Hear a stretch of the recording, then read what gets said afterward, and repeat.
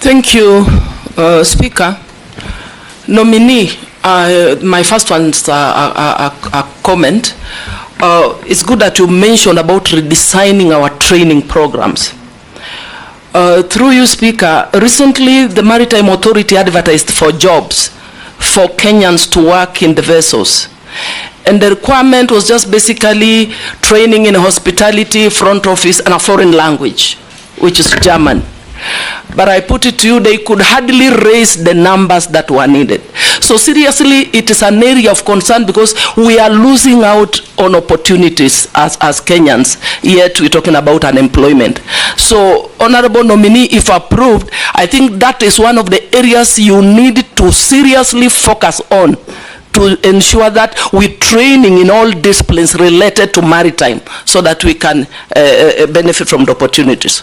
So my question is, and this is from a Kenyan, in 2010, the then Internal Security Minister, the late Honorable George Saitoti, tabled a list in Parliament containing 4 members of Parliament, including yourself as a suspected drug trafficker. The US Embassy also stated that Kenya Anti-Narcotic Unit suspected that you were involved in narcotic trade. Are you aware of these grave allegations and the effects of drug addiction in our nation?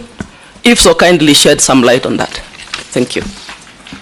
Answer those 3. Honorable Kosing, my record speaks for itself. I was not in any way a desk governor. I am a ground person. I am a ground person. That is why I left Mombasa County with the best cardiac center in the country and possibly in the continent. I left Mombasa County with state-of-the-art cancer treatment center. I left the county with a lot of social development programs that are on record. So I'm just picking a few. Mr. Speaker, today if I have a cardiac issue, I want to tell you, and I will encourage all of you and those that have visited Mombasa, if you have a cardiac issue, Coast General is your place. Because they have the state-of-the-art cath lab with well-trained doctors that constantly do open heart surgeries, fix cardiac issues quickly, and that was my leadership. So I provide leadership, and I will. And in the mining and blue economy and maritime, if you approve me, I will hit the ground running, Mr. Speaker. On matters of licensing, I don't know whether this committee understands the process that is applied on licensing, but I'll quickly share from what I found out. And I'm saying that this I found out from the private sector. Number 1, you go to the potential area and engage either the landlord or the communities or the county. Then you get a consent. Then online, there is what they call the cadastre that covers the whole country in potential areas in matters mining. Then once you have the consent, you peg on the cadastre. And then at that point, you do a physical license application. And I've already heard of many instances that people have falsified documents to peg on the cadastre. That is number 1 hindrance on efficiency on issuing license. Because then therefore a true potential, and this basically mostly is done by speculators. So the true potential investor does not get an opportunity to even apply. So we first of all must fix how we handle the pegging. We must have technological means of ensuring that whatever is used to peg a site meets the standards. I have had, for example, someone would just upload a newspaper, and that acts as a consent, because the technology currently doesn't have the ability to authenticate some of those documents that are uploaded. So what do I say? I say we need to digitize end to end. We must digitize it end to end.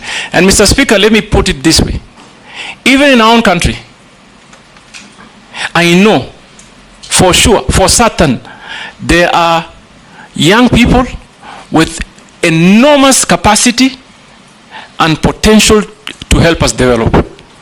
I must also say that I was taken by surprise when during Maandamanos there are some young Kenyans who quickly developed and designed a communication program, and people are communicating like an app overnight.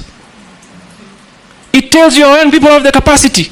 And for me, Mr. Speaker, if I'm approved, my urgent and priority first step is to involve the young people.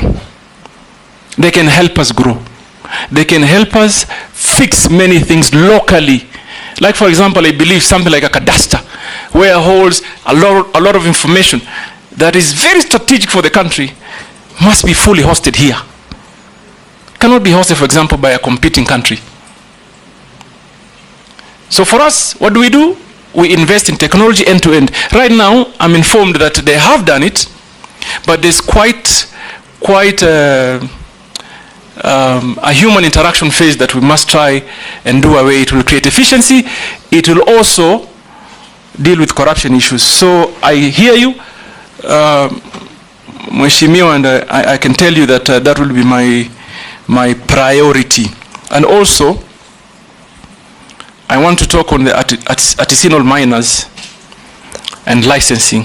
They go through similar challenges, Mr. Speaker. They go exactly how a private sector investor suffers is the same way, unfortunately, the artisanal miner also suffers. So that, for me, is something that I must look into. For me, Kenyans must be allowed to exploit their wealth so that they can better their lives in a manner that is organized, safe, and most importantly, beneficial to them. So that I will do. Mheshimiwa Imase, you talked about training. I couldn't agree more that we must design our programs or the architecture of training in a manner that fits the needs of the players. We must do that. I mean, there's no two ways. What do I think I will do? Obviously, I will begin by evaluating the Bandari Academy. But I'm going also to try and forge partnership with, for example, Technical University of Mombasa, the universities around the lake areas, and many others, because those job opportunities are not only for the coastal people. They are not only, they're for every Kenyan, and therefore we must create a partnership in designing an architectural plan that conforms to what the industry needs. And I will work closely with private sector. Mr. Speaker, finally, Honorable Imase talked about a citizen that sent you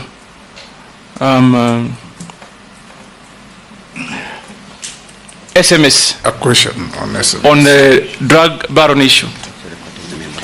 You know, the irony for me is that when you want to pick records selectively, that is what that is what challenges me. The quagmire for me is I don't understand.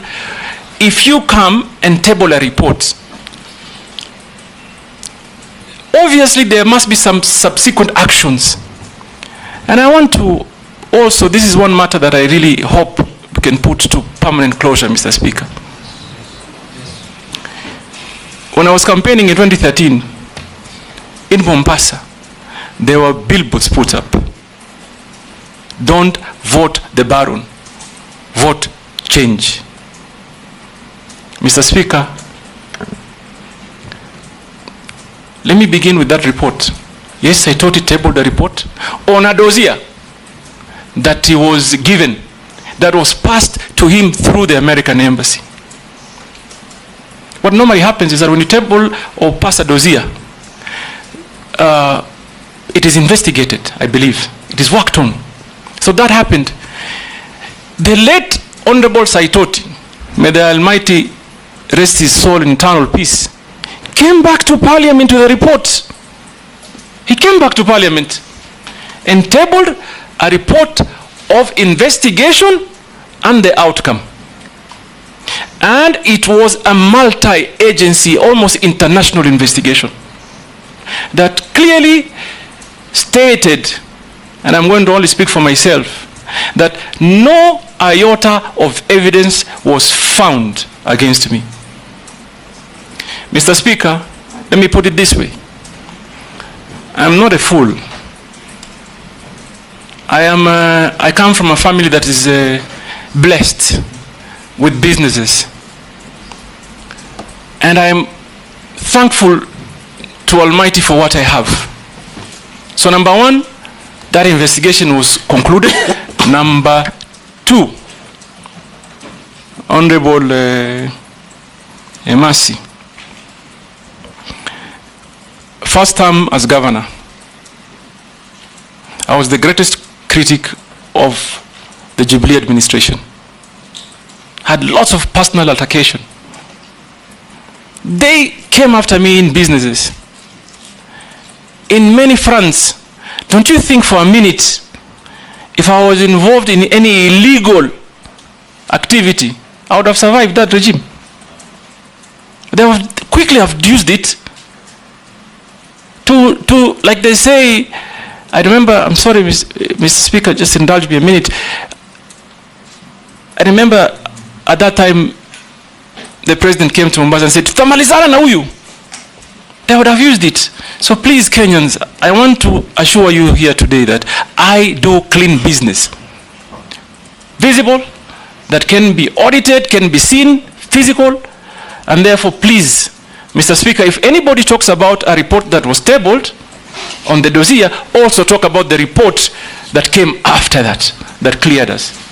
And I am particularly interested because first point for me to call and try and interest investors to come, I am planning to go to the United States.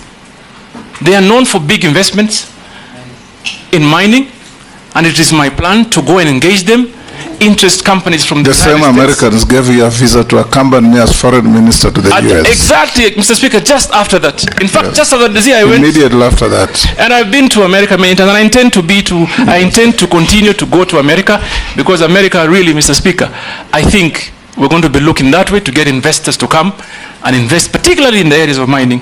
So, Mr. Speaker, that matter, again, I hope it comes to permanent closure, because it's all but don't, like education, it comes up only when they are seeing an opportunity.